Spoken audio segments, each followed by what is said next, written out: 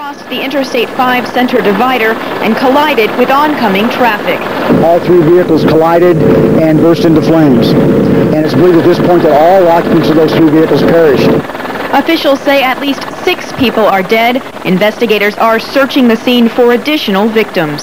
The fire was so intense here, and you can see from the scene here that the metal crush is so significant on all these vehicles that with the fire, it was impossible to get to anybody at all in these vehicles. Slick roads and dense fog may have caused the accident, according to the California Highway Patrol, but more likely, a spokesperson said, unsafe speeds were to blame.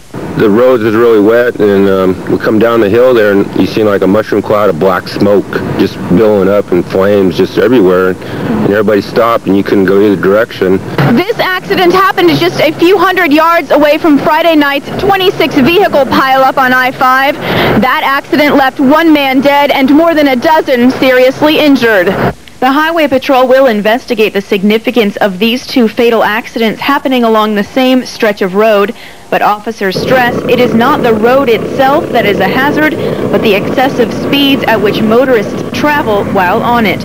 Meanwhile, hundreds are stranded along Interstate 5 en route to their Thanksgiving destinations. It claims the lives of at least 5 people. 2 trucks collided. We'll have a live report. The 3 Tehama County supervisors accused of misconduct in office are back in court today. We'll have the latest. And Salvation Army workers ring in the holiday season. Those stories next on News Channel 7. From KRCR-TV, Redding and Chico's News Channel 7 First Edition with Sandra Geist and Warren Wright. Good afternoon, everyone. Thank you for joining us tonight. The Thanksgiving travel weekend gets off to a terrifying start. A fiery collision on I-5 near Costella has claimed lives and created a traffic nightmare. Rick Parrott is standing by live near I-5 for a live report. Rick, we've heard conflicting reports about the number of vehicles and the number of victims. What is the latest information you have? Well, Sandra, according to different CHP sources, there were at least 3 vehicles and 5 dead. Now, we learned a while ago that 1 car alone may have been carrying 4 passengers, so that number might change. Now, we begin our report with amateur video of the scene around 9 this morning. For unknown reasons, a truck swerved from the southbound lane over to the northbound lane where it crashed into another truck and at least 1 passenger vehicle. CHP sources say the wreck is so bad, identifying the number of vehicles and victims involved is a major task. 5 special CHP teams have flown in from Sacramento to examine the wreck and find out exactly what happened. And joining me now live is the Redding CHP commander, Captain Roger Gamst. Sir, can you please tell us what is the status of traffic on I-5 from here, this area, up to the accident site itself? Well, it's been a very long day, but things are settling down. Traffic is flowing smoothly now. We're metering the traffic northbound in groups of 100 separated by approximately 5 to 7 minute gaps. This is to allow them to filter the traffic through past the crash scene utilizing the southbound lanes. And I understand that you're doing some creative things up at this site itself. You're actually moving a lot of traffic on the southbound side. Tell us how that works. What we're doing is utilizing a southbound lane as a northbound lane to get the vehicles that you see out behind us here in front of us past the wreckage. The wreckage, as you know, is quite extensive, but we are utilizing the opposing lane to meter traffic past it in these groups of 100. And how long do you think it is before I-5 will be totally flowing normally again? I believe we'll be out here most of the night. I think the earliest will be 9 or 10 o'clock. My guess is it'll be well after midnight before traffic flows a little more normally, and it'll probably be daylight hours tomorrow before Caltrans is able to really clean up the whole highway. And one final question, what is the status of all those detour routes? We understand you were using State Route 299, 44, and 89 to clear people around the whole mess. What's going on out there now? That's correct. And as you said, creativity. We do this day in and day out throughout the state, and we were utilizing Highway 44, Highway 299 East to route traffic both southbound through Bernie around the crash and westbound through Bernie around the crash. We have dropped those detours now, and we're utilizing the metering here on northbound 5 exclusively now. Thank you very much, and that was Captain Roger Gamst, the commander of the Redding CHP. We'll be back in just 1 hour with another live report. For now, let's take it back to the news center.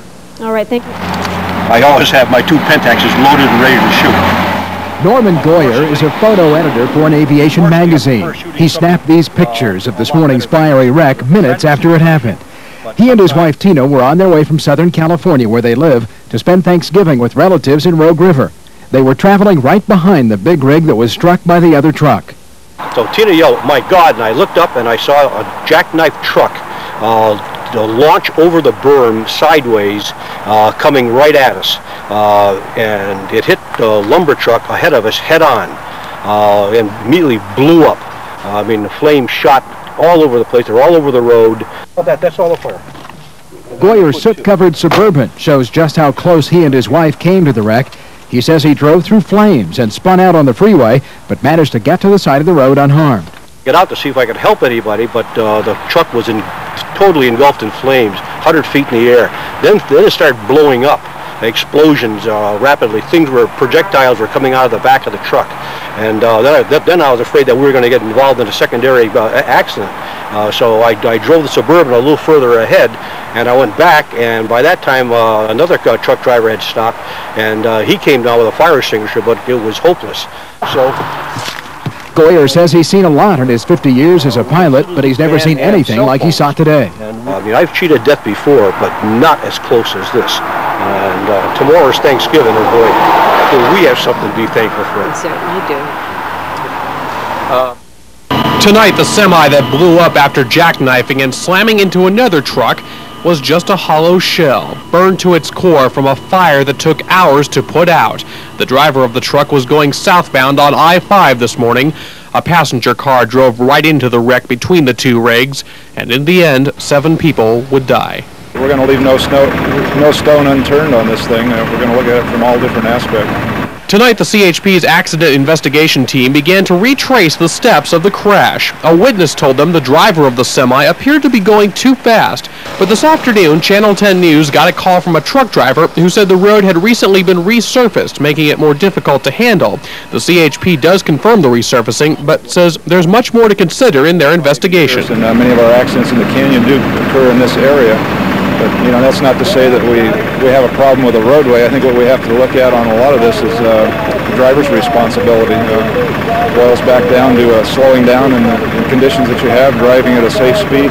This evening, traffic was opened up to 1 lane in each direction, but it was still a slow go for holiday commuters.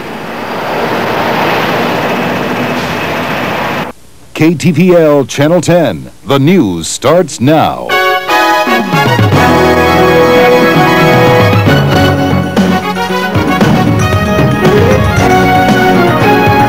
From 10 countries' news leader, this is Channel 10 News at 5.